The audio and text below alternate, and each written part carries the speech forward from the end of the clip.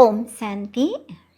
आजिर साकार महावाक्य 17/6/2026। मधुर संतान माने सूर्यवंशी राज्यपद नेबापाई निजर सबुकिछि बाबांक पाखरे सहा कर।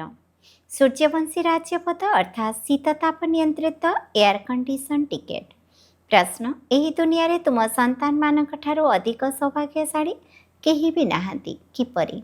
उत्तर, तुम संतान मानक सम्मुखरे बेहदर बाबा अछंती, तांकठारु तुमको बेहदर संपत्ति मिलुछि। तुमे वर्तमान बेहद पिता, शिक्षक एवं सद्गुरुंकर संतान हुई तांकठारु बेहदर प्राप्ति करुछ। दुनिया वाला तो तांकु जानि भी नाहांती, तेबे तुम परी सौभाग्यशाली किपरि होई परिबे? गीत अछि, बड़ा खुश नसीब है। ओम शांति। ब्राह्मण कुलभूषण पिलामाने जानिछंती जे एबे आमे ब्राह्मण संप्रदायर होइछु, पुणी दैवी संप्रदायर हेबु।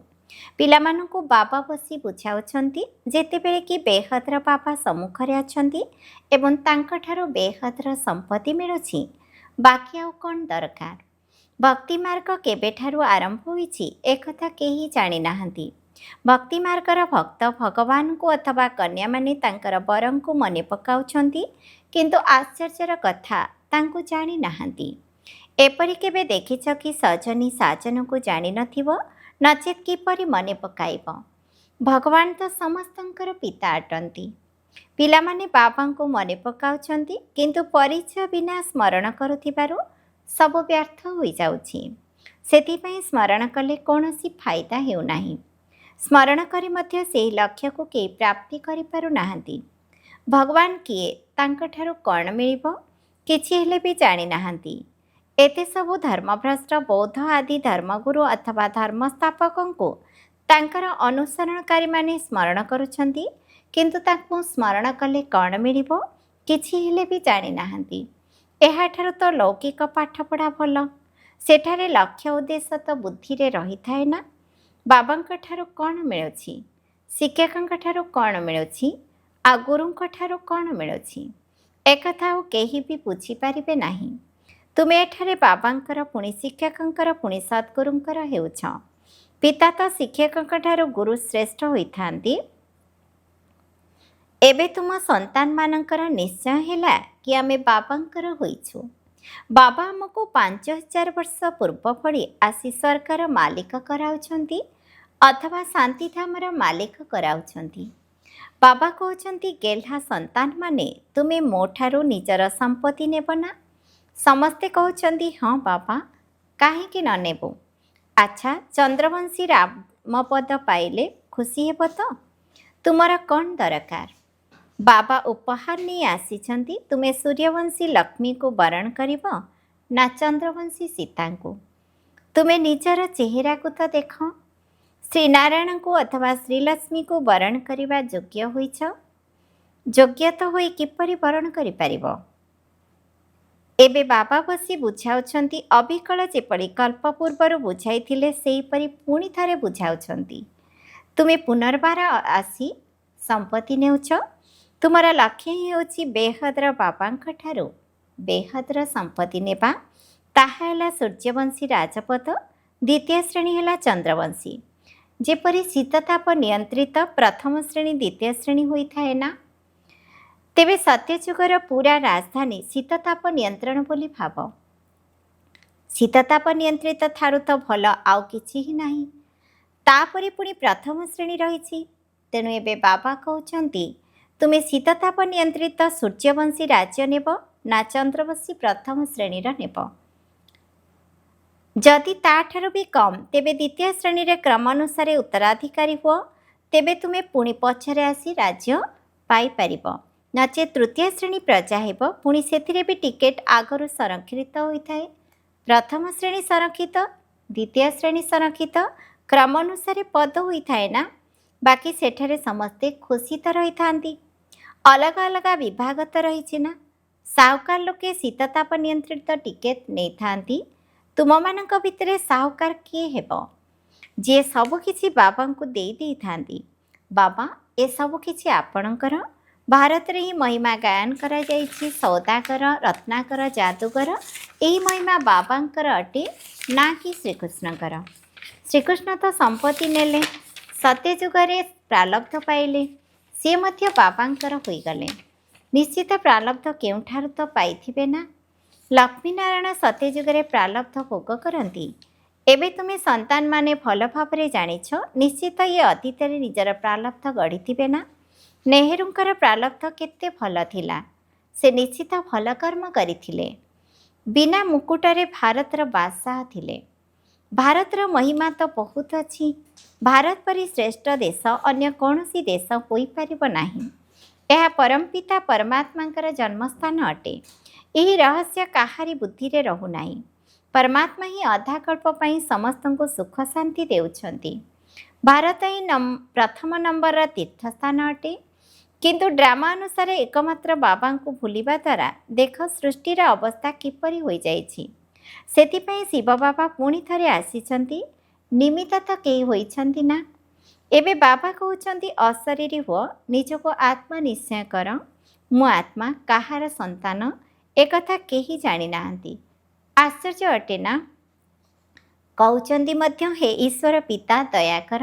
ଶିବ ଜୟନ୍ତୀ ମଧ୍ୟ ପାଳନ କରୁଛନ୍ତି, କିନ୍ତୁ ସେ କେବେ ଆସିଥିଲେ କେହି ହେଲେ ଜାଣିନାହାନ୍ତି।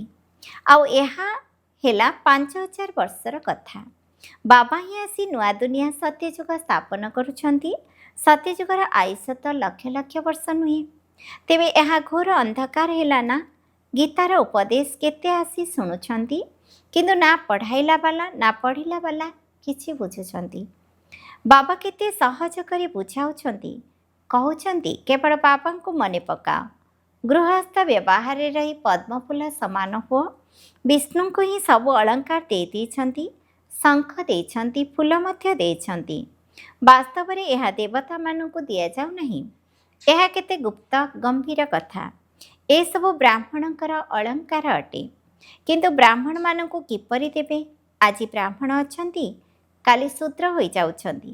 ବ୍ରହ୍ମାକୁମାର ହିଁ ଶୂଦ୍ରକୁମାର ହୋଇଯାଉଛନ୍ତି। ମାୟା ଏଥିରେ ବିଳମ୍ବ କରୁନାହିଁ। ଯଦି କୌଣସି ଭୁଲ କଲେ, ବାବାଙ୍କ ଶ୍ରୀମତରେ ଚାଲିଲେ ନାହିଁ, ବୁଦ୍ଧି ଖରାପ ହେଲା, ମାୟା ଭଲ ଭାବରେ ଚାପୁଡ଼ା ମାରି ମୁହଁ ବୁଲାଇ ଦେଇଥାଏ। ମନୁଷ୍ୟ କ୍ରୋଧରେ କହିଥାନ୍ତି ନା, ଚାପୁଡ଼ା ମାରି ମୁହଁ ବୁଲାଇ ଦେବି। ତେବେ ମାୟା ମଧ୍ୟ ଏହିପରି ଅଟେ। ବାବାଙ୍କୁ ଭୁଲିଲ ଏବଂ ମାୟା ଗୋଟିଏ ସେକେଣ୍ଡରେ ଚାପୁଡ଼ା ମାରି ମୁହଁ ବୁଲାଇ ଦେଲା। ବାବାଙ୍କଠାରୁ ଗୋଟିଏ ସେକେଣ୍ଡରେ ଜୀବନ ମୁକ୍ତିର ସମ୍ପତ୍ତି ନେଉଛନ୍ତି। ପୁଣି ମାୟା ଗୋଟିଏ ସେକେଣ୍ଡରେ ତାହା ଖତମ କରିଦେଉଛି। କେତେ ଭଲ ଭଲ ସନ୍ତାନମାନଙ୍କୁ ମାୟା ଧରି ନେଉଛି। ଦେଖୁଛି କେଉଁଠି ଭୁଲ ହେଉଛି, ତେବେ ତୁରନ୍ତ ଚାପୁଡ଼ା ମାରିଦେଉଛି, ଅର୍ଥାତ୍ ବାବାଙ୍କୁ ଭୁଲାଇ ଦେଉଛି। ବାବା ତ ଆସି ପୁରୁଣା ଦୁନିଆରୁ ଆମକୁ ବିମୁଖ କରାଉଛନ୍ତି। ଯଦି ଲୌକିକ ବାପା ଗରିବ ହୋଇଥାନ୍ତି, ପୁରୁଣା ଘରେ ରହୁଥାନ୍ତି, ପୁଣି ଯଦି ନୂଆ ଘର ତିଆରି କରିଥାନ୍ତି, ତେବେ ପିଲାମାନଙ୍କ ବୁଦ୍ଧିରେ ରହିଥାଏ ବାସ୍ ନୂଆ ଘର ତିଆରି ହେବ, ଆମେ ଯାଇ ରହିବୁ, ଏହି ପୁରୁଣା ଘରକୁ ଭାଙ୍ଗିଦେବୁ। ଏବେ ବାବା ତୁମମାନଙ୍କ ପାଇଁ ହାତରେ ବହିସ୍ଥ ଅଥବା ବୈକୁଣ୍ଠ ଆଣିଛନ୍ତି। କହୁଛନ୍ତି ଗେହ୍ଲା ପିଲାମାନେ, ମୁଁ ତୁମ ଆତ୍ମାମାନଙ୍କ ସହିତ କଥା ହେଉଛି। ଏହି ଆଖି ଦ୍ୱାରା ତୁମ ସନ୍ତାନମାନଙ୍କୁ ଦେଖୁଛି। ବାବା ବୁଝାଉଛନ୍ତି ମୁଁ ମଧ୍ୟ ଡ୍ରାମାର ବଶବର୍ତ୍ତୀ ଅଟେ। ଏପରି ନୁହେଁ ଯେ ଡ୍ରାମା ବିନା କିଛି କରିପାରିବି ନା। ପିଲାମାନେ ରୋଗରେ ପଡ଼ୁଛନ୍ତି, ଏପରି ନୁହେଁ ଯେ ମୁଁ ଠିକ୍ କରିଦେବି, ଅପରେସନ୍ କରିବାରୁ ମୁକ୍ତ କରିଦେବି ନା। କର୍ମଭୋଗ ତ ସମସ୍ତଙ୍କୁ ଭୋଗିବାକୁ ହିଁ ହେବ। ତୁମ ଉପରେ ତ ବହୁତ ବୋଝ ରହିଛି, କାହିଁକି ନା ତୁମେ ସବୁଠାରୁ ପୁରୁଣା ଅଟ। ସତୋପ୍ରଧାନରୁ ଏକଦମ ତମୋପ୍ରଧାନ ହୋଇଛ। ଏବେ ତୁମକୁ ବାବା ମିଳିଛନ୍ତି, ତେଣୁ ବାବାଙ୍କ ଠାରୁ ସମ୍ପତ୍ତି ନେବା ଉଚିତ। ତୁମେ ଜାଣିଛ କଳ୍ପକଳ୍ପ ଡ୍ରାମା ଅନୁସାରେ ଆମେ ବାବାଙ୍କ ଠାରୁ ସମ୍ପତ୍ତି ନେଉଛୁ। ଯିଏ ସୂର୍ଯ୍ୟବଂଶୀ ଚନ୍ଦ୍ରବଂଶୀ କୁଳର ହୋଇଥିବେ, ସେ ନିଶ୍ଚିତ ଆସିବେ। ଯିଏ ଦେବତା ଥିଲେ ପୁଣି ଶୂଦ୍ର ହୋଇଯାଇଛନ୍ତି, ପୁଣି ସେ ହିଁ ବ୍ରାହ୍ମଣ ହୋଇ ଦୈବୀ ସମ୍ପ୍ରଦାୟ ହେବେ। ଏହି କଥା ବାବାଙ୍କ ବିନା କେହି ବୁଝାଇ ପାରିବେ ନାହିଁ। ବାବାଙ୍କୁ ତୁମେ ସନ୍ତାନମାନେ କେତେ ମିଠା ଲାଗୁଛ। କହୁଛନ୍ତି ତୁମେ ମୋର ସେହି କଳ୍ପପୂର୍ବର ସନ୍ତାନ ଅଟ। ମୁଁ କଳ୍ପକଳ୍ପ ତୁମକୁ ଆସି ପାଠ ପଢ଼ାଉଛି। କେତେ ଆଶ୍ଚର୍ଯ୍ୟର କଥା। ନିରାକାର ଭଗବାନ ବା ଶରୀର ସହିତ କଥା ହେବେ ନା। ଶରୀର ଅଲଗା ଅଲଗା ହୋଇଗଲେ ଆତ୍ମା କଥା ହୋଇପାରିବ ନାହିଁ। आत्मा अलग हो जाए। एबे बाबा कहते अशरीरी हुआ एपरी नुहे जे प्राणायाम आदि करने को हेब ना बुझा जे मो आत्मा अविनाशी अटे। मो आत्मा रे चौराश्रमर पार्ट भरी हुई रही। बाबा निजे कहते मो आत्मा मध्य जो अभिनय करुछि से सब पार्ट भरी हुई रही। भक्ति मार्ग रे सेठारे अभिनय चली थाए पुणी ज्ञान मार्ग रे एठारे आसी ज्ञान देउछि। भक्ति मार्गर आत्मा को ज्ञान विषय जना ही नहीं। जदि केही मद्यपान न करिथिबे तेबे साध किपरि जानिबे। सेहीपरि ज्ञान मध्य जेबे नेबे तेबे जना पड़िबो। ज्ञान द्वारा सद्गति होइथाए तेबे निश्चित ज्ञान सागर ही सद्गति करिपारिबे। बाबा कहउचंदी मु समस्तंकर सद्गति दाता अटे। सर्वोदयर लीडर अटंती। केते भिन्न भिन्न प्रकारर अछंती। वास्तव रे तो समस्तंक उपरे दया करिला वाला बाबा अटंती। बाबा को कहउचंदी हे भगवान दया कर। तेणु समस्तंक उपरे से दया करुचंदी। बाकी समस्ते हेले हद्र दया करला वाला। बाबा तो सारा दुनिया को सतो प्रदान कराउचंदी। सेतिरे तत्व मध्य सतो प्रदान होई जाउची। एही काम परमात्मांकर अटे। तेणु सर्वोदयार अर्थ केते बड़। एकदम समस्तंक उपरे दया करुछंती। स्वर्गर स्थापना रे केही भी दुखी हेउनांती। सेठरे नंबर 1 आसबाबपत्र वैभव आदि मिलिब। दुख होथिबा देउथिबा जीवजंतु माछी आदि केही रहिबे नाही। सेठारे मध्य बड़ लोकमानक घरे केते स्वच्छ रही थाए। तुमे सेठारे केबे भी माछी मध्य देखिब नाही। कोनोसी मशा आदि सेठारे पशि पारिबे नाही। स्वर्गरे आसिबा पई कहार शक्ति ही नाही। सेठारे अपरिष्कार करुथिबा कोनोसी जिनिस रहिब नाही। फूलमानंकर प्राकृतिक सुगंध रहिब। तुमको सूक्ष्मवतने बाबा सुबिरस पियाउछंती तेबे सूक्ष्मवतन तो किछि हेले भी नाही। सबु साक्षात्कार अटे। वैकुंठरे केते भल भल फूल बगीचा आदि रही थाए। सूक्ष्मवतन रे कोनोसी बगीचा आदि नाही। एसबु हेला साक्षात्कार। एहीठारे बसी तुमे साक्षात्कार करुछ। ये गीत मध्य बहुत फास्ट क्लास। तुम्हें जानिछ आमको बाबा मिली आउ कौन दरकार। बेहद्र बाबांक ठारू बेहद्र वर्षा नेउछ। तेणु बाबा को मने पकाइबा दरकार। बाबांकर मत प्रसिद्ध अटे। श्रीमत द्वारा आमे श्रेष्ठरु श्रेष्ठ हेबु। बाकी समस्तंकर हेला आसुरी मत। एथिपई सेमाने जानि नाहंती जे सत्ययुगरे सर्वदा सुख थिला। लक्ष्मीनारायणकर राज्य थिला। छोट बेले से माने राधाकृष्ण थिले। तांकर चरित्रर महिमा किछि नाही। स्वर्गरे तो सबु पिला माने बहुत फास्ट क्लास हेबे। सेठारे चंचलतार कौनसी कथा ही रहिब नाही। अच्छा मिठा मिठा शिकिलधे संतान मानक प्रति माता पिता बापदादांकर मधुर स्नेह संपन्न शुभेच्छा एवं सुप्रभात। आत्मिक पितांकर आत्मिक संतान मानंकु नमस्ते। आम आत्मिक संतान मानकर मध्य आत्मिक पितांकु नमस्ते। नमस्ते बाबा नमस्ते। धारणा पई मुख्य सारांश 1 नंबर। जदि ही पुराणा दुनिया मुह फेराई नहींछ तेबे पुणी एभली कौनसी भूल करिबार नाही जहाँकि माया पुणी निज आड़को मुह कराई देव। श्रीमतर अवज्ञा करने अनुचित। बाबांक ठारू पूरा संपत्ति नेबाकू हेब। 2 नंबर बाबांक उपरे निजर सबुकिछि स्वाहा करी पक्का उत्तराधिकारी हुई सत्ययुगी एयर कंडीशन टिकेट नेबाकू हेब। लक्ष्य एवं उद्देश्य को बुद्धि रे रखी पुरुषार्थ करने हेब। वरदान स्वस्थिति द्वारा सर्व परिस्थिति गुड़ी को सम्मुखीन करुथिबा अव्यक्त स्थितिर अभ्यासी हुआ। जेतेबेले अव्यक्त स्थिति रे रहिबार अभ्यास पक्का होइजिब सेतेबेले निजर स्वस्थिति द्वारा प्रत्येक परिस्थिति को सामना करि पारिबो एवं एही अभ्यास तुमको अदालत को अर्थात धर्मराजपुरी को जीवारु रक्षा करिदेब। एथिपाई एही भली अभ्यास को जेतेबेले तुमे माने स्वाभाविक नेचर रे परिणत करदेब सेतेबेले ही नेचुरल कैलामिटीज अर्थात प्राकृतिक दुर्विपाक हेबा आरंभ हेब। कहीं सामना करने वाला जेतेबेले निजर स्वस्थिति द्वारा प्रत्येक परिस्थिति को अतिक्रम करिबार शक्ति धारण करिनेबे सेतेबेले जाई परदा खोलिब। एथिपाई पुराणा अभ्यास गुड़िक ठारू पुराणा स्वभाव संस्कार ठारू पुराणा कथा ठारू संपूर्ण वैराग्य आसिबा दरकार। स्लोगान जदि निजको निमित्त कर्मकर्ता मने करिब तेबे कौनसी भी कार्य रे ठगी पड़िब नाही। अव्यक्त इशारा सर्वदा हर्षित रहिबा पई निजर स्वभाव को सरल कर एवं सहनशील हुआ। ସ୍ୱଚ୍ଛ ହୃଦୟବାନ ପିଲାମାନେ ହିଁ ବାପଦାଦାଙ୍କୁ ସବୁଠାରୁ ପ୍ରିୟ ଅଟନ୍ତି। ସ୍ୱଚ୍ଛ ହୃଦୟବାନ ସର୍ବଦା ବାପଦାଦାଙ୍କର ହୃଦୟ ସିଂହାସନର ଅଧିକାରୀ ଅଟନ୍ତି। ସେମାନେ ନିଜର ମନୋବୃତ୍ତିରେ, ଦୃଷ୍ଟିରେ, ବାଣୀରେ, ସମ୍ବନ୍ଧ ସମ୍ପର୍କରେ ସର୍ବଦା ଏକାଭଳି ସରଳ ଏବଂ ସ୍ପଷ୍ଟ ଦେଖାଯାଆନ୍ତି। ତେବେ ସରଳତାର ଲକ୍ଷଣ ହେଲା ଦିଲ୍, ଦିମାଗ ଅର୍ଥାତ୍ ବୁଦ୍ଧି, ବାଣୀ ସବୁକିଛି ଏକାଭଳି। ଦିଲ୍ରେ ଗୋଟିଏ କଥା, ବାଣୀରେ ଆଉ ଗୋଟିଏ କଥା, ଏହା ସରଳତାର ଲକ୍ଷଣ ନୁହେଁ। ସରଳ ସ୍ୱଭାବବାଲା ସର୍ବଦା ନମ୍ରଚିତ, ନିରହଙ୍କାରୀ ଏବଂ ନିସ୍ୱାର୍ଥୀ ହୋଇଥାନ୍ତି। ସେମାନେ ସରଳ ଚିତ୍ତ, ସରଳ ବାଣୀ, ସରଳ ବୃତ୍ତି, ସରଳ ଦୃଷ୍ଟିବାଲା ହୋଇଥାନ୍ତି। ମାତେଶ୍ୱରୀଜୀଙ୍କର ଅମୂଲ୍ୟ ମହାବାକ୍ୟ ମନୁଷ୍ୟଲୋକ, ଦେବଲୋକ, ଭୂତପ୍ରେତମାନଙ୍କ ଦୁନିଆର ବିସ୍ତୃତ ମର୍ମ। ଅନେକ ମନୁଷ୍ୟ ପ୍ରଶ୍ନ କରୁଛନ୍ତି, ଏହି ଯେଉଁ ଅଶୁଦ୍ଧ ଜୀବାତ୍ମା ଯେଉଁମାନଙ୍କୁ ପ୍ରେତାତ୍ମା କୁହାଯାଇଥାଏ, ଏହା ସତ୍ୟ ନା କଳ୍ପନା ନା ଭ୍ରମ? ଏହା ଉପରେ ଆଜି ସ୍ପଷ୍ଟ ଭାବରେ ବୁଝାଇ କହୁଛନ୍ତି କି ମନୁଷ୍ୟ ଆତ୍ମା ଯେତେବେଳେ ବିକର୍ମ କରେ ସେତେବେଳେ ତାକୁ ଅନେକ ପ୍ରକାର ଦଣ୍ଡ ଅବଶ୍ୟ ଭୋଗିବାକୁ ପଡ଼ିଥାଏ ଏବଂ ଏହି ଭୋଗ ମଧ୍ୟ ମନୁଷ୍ୟ ଜନ୍ମରେ ଭୋଗିବାକୁ ପଡ଼ିଥାଏ, ନା କି ପଶୁ ଓ ପକ୍ଷୀ ଯୋନିରେ। ମନୁଷ୍ୟ ଭାବରେ ହିଁ ପୁନର୍ଜନ୍ମ ନେଇଥାଏ। ମନୁଷ୍ୟ ଆତ୍ମା ଏବଂ ପଶୁମାନଙ୍କର ଆତ୍ମା ପୃଥକ ଅଟନ୍ତି। ମନୁଷ୍ୟ କେବେ ହେଲେ ଜୀବଜନ୍ତୁ ଜନ୍ମ ଦିଏ ନାହିଁ କିମ୍ବା ପଶୁ କେବେ ହେଲେ ମନୁଷ୍ୟ ଜନ୍ମ ନେଇପାରିବେ ନାହିଁ। ଜୀବଜନ୍ତୁଙ୍କ ପାଇଁ ତାଙ୍କର ନିଜର ଦୁନିଆ ରହିଛି ଏବଂ ମଣିଷମାନଙ୍କର ନିଜର ଦୁନିଆ ରହିଛି। ସୁଖ ଦୁଃଖ ଭୋଗିବାର ଅନୁଭବ ମନୁଷ୍ୟଙ୍କଠାରେ ଅଧିକ ରହିଥାଏ, କିନ୍ତୁ ଜୀବଜନ୍ତୁଙ୍କ ନିକଟରେ ସେହିପରି ଅନୁଭବ ନଥାଏ। ଯେତେବେଳେ ଆମେ ଶୁଦ୍ଧ କର୍ମ କରିଥାଉ ସେତେବେଳେ ଫଳସ୍ୱରୂପ ସୁଖ ଏବଂ ମନୁଷ୍ୟ ଶରୀରରେ ହିଁ ଭୋଗ କରିଥାଉ। ତେଣୁ ଦୁଃଖ ମଧ୍ୟ ଏହି ମନୁଷ୍ୟ ଶରୀରରେ ନିଶ୍ଚିତ ଭୋଗିବାକୁ ପଡ଼ିବ। ଆଉ ଏହି ଜ୍ଞାନ ଶୁଣିବାର ବୁଦ୍ଧି ମଧ୍ୟ ମନୁଷ୍ୟ ଶରୀରରେ ହିଁ ଥାଏ, ନା କି ଜୀବଜନ୍ତୁଙ୍କର ଥାଏ। ତେବେ ଏହି ସୃଷ୍ଟି ରୂପକ ନାଟକରେ ମୁଖ୍ୟ ଅଭିନୟ ମଣିଷଙ୍କର ରହିଛି।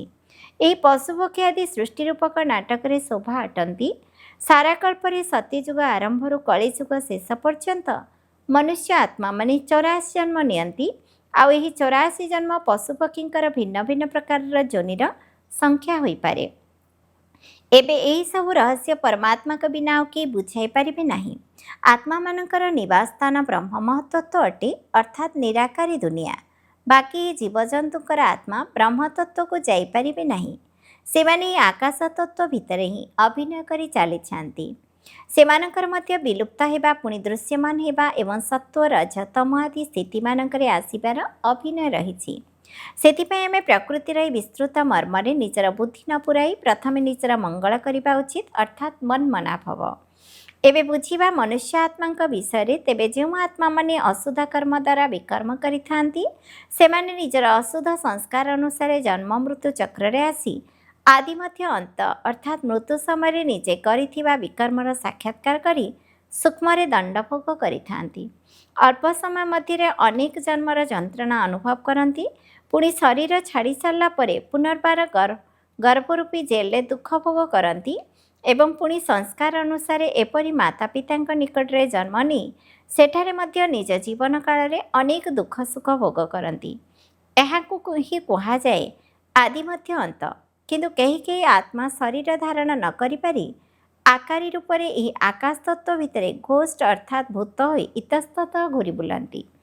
ଏହା ମଧ୍ୟ ଏକ ପ୍ରକାର ଦଣ୍ଡ ଅର୍ଥାତ୍ ଭୋଗିବା ଅଟେ। ସେ ଅଶୁଦ୍ଧ ଜୀବାତ୍ମାଙ୍କ ସହିତ କାହାରି କର୍ମର ହିସାବ କିତାବ ରହିଥିଲେ ସେ ଅର୍ଥାତ୍ ଅଶୁଦ୍ଧ ଆତ୍ମା ସେହି ବ୍ୟକ୍ତିଙ୍କ ଭିତରେ ପ୍ରବେଶ କରି ତାଙ୍କୁ ଦୁଃଖ ଦେଇଥାଏ, ଅର୍ଥାତ୍ କର୍ମର ହିସାବ ଯୁକ୍ତ କରି ପୁନର୍ବାର ଯାଇ ନିଜର ଶରୀର ଧାରଣ କରିଥାଏ। କେହି କେହି ଜୀବାତ୍ମା ତ ଯେଉଁ ବ୍ୟକ୍ତିଙ୍କ ମଧ୍ୟରେ ପ୍ରବେଶ କରେ ତାଙ୍କୁ ବହୁତ ମାଡ଼ ମଧ୍ୟ ମାରି ଅନେକ କଷ୍ଟ ଦେଇଥାଏ। କିନ୍ତୁ ଏହା କର୍ମର ହିସାବ କିତାବ ଏକ ପ୍ରକାର କର୍ମଭୋଗ, ଯାହାକି ସବୁ ମନୁଷ୍ୟମାନେ ଶରୀର ଦ୍ୱାରା ହିଁ ଦୁଃଖ ସୁଖ ଅନୁଭବ କରିଥାନ୍ତି। ଏହା ତ ତୁମମାନଙ୍କୁ ବୁଝାଇ ଦିଆଯାଇଛି ଯେ ଯେଉଁ ଆତ୍ମାମାନେ ମୁକ୍ତିଧାମରୁ ଏହି ସାକାରୀ ନାଟକରେ ଅଭିନୟ କରିବା ପାଇଁ ଆସିଥାନ୍ତି ସେମାନେ ନାଟକ ମଝିରୁ ମୁକ୍ତିଧାମକୁ ଫେରି ଯାଇପାରିବେ ନାହିଁ, କିନ୍ତୁ ନିଜେ କରିଥିବା ଅଶୁଦ୍ଧ ଶୁଦ୍ଧ କର୍ମ ଅନୁସାରେ ସଂସ୍କାର ନେଇ ଦୁଃଖ ସୁଖର ଚକ୍ରରେ ଆସିଥାନ୍ତି। ସମସ୍ତ ଆତ୍ମାଙ୍କର ପୁନର୍ଜନ୍ମ ହୋଇଥାଏ, କେବଳ ଏକ ପରମାତ୍ମାଙ୍କର ପୁନର୍ଜନ୍ମ ହୁଏ ନାହିଁ। ଆଚ୍ଛା, ଓମ୍ ଶାନ୍ତି।